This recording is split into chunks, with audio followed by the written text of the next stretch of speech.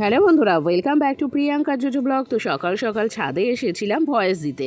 তারপর ভয়েস দিয়ে দেখি চারিদিকে আকাশের কি অবস্থা, কি ঘন করে মেঘ করেছে। শীতকালে ন্যাচারালি শীতকালে এখন নেই ঠিকই, কিন্তু এই সময় কিন্তু ঝড় বৃষ্টি দেখা যায় না। এটা তো আর কদিন পর শুরু হবে। কিন্তু আকাশের অবস্থা দেখো, মুখ গোমরা করে আছে। আর এইদিকে দেখো ঘরের কাজ কত দূর এগোলো। এইদিকে দেখো ডিশটা, এটা তো আমাদের বাড়ির ছাদে লাগানো ছিল, কিন্তু ওইদিকে তো গাঁথনি উঠছে, তাই লোকের বাড়ির ছাদে লাগানো হয়েছে। নেহা তার এরা এখনও থাকে না বাড়িতে, বা বাড়িতে কোনো মানুষ থাকে না, তাই অসুবিধে নেই। তো আমাদের এই দিকটায় গাঁথনিটা উঠে গেলে তখন আবার আমাদের বাড়ির ছাদে চলে আসবে। আর আমার এইদিকে জামা কাপড় কেচেও মেলা হয়ে গেছে।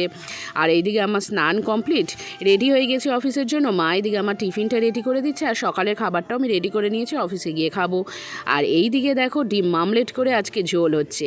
এইটা খেতে কিন্তু ভীষণ ভালো লাগে, যখন একটু টুকরো টুকরো ডিম মুখে দিই আর সেটা যখন কামড় দেওয়ার পর ভেতর থেকে ঝোলটা বেরিয়ে আসে না, উফ, পুরো মুমে দিওয়ালি হয়ে যায়। তো এইখানে তো ডিমের ঝোলটা একদম টকবক টকবক করে ফুটছে।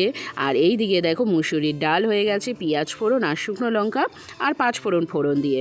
আর এই দিকে দেখো আজকে আছে তরকা। এইটা অবশ্য বাড়িতে কেনা তরকার প্যাকেট দিয়ে ভিজিয়ে বানানো, এর মধ্যে রাজমা টাজমা অনেক কিছুই আছে।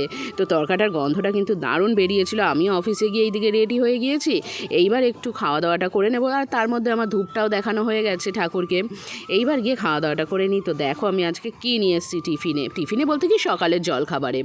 তো একটুখানি ভাত ছিল, ভাতটা ছিল ন্যাচারালি পুচন যে ভাতটুকু খেতে পারিনি, ওটাই আমি টিফিন কোর্টে নিয়ে নিলাম। আর তার সাথে একটুখানি তরকা নিয়ে নিলাম সাথে, আর সাথে এইখানে ডিম ভাজা ছিল। ব্যাস এই দিয়ে মেখে চেখে খেয়ে নেব।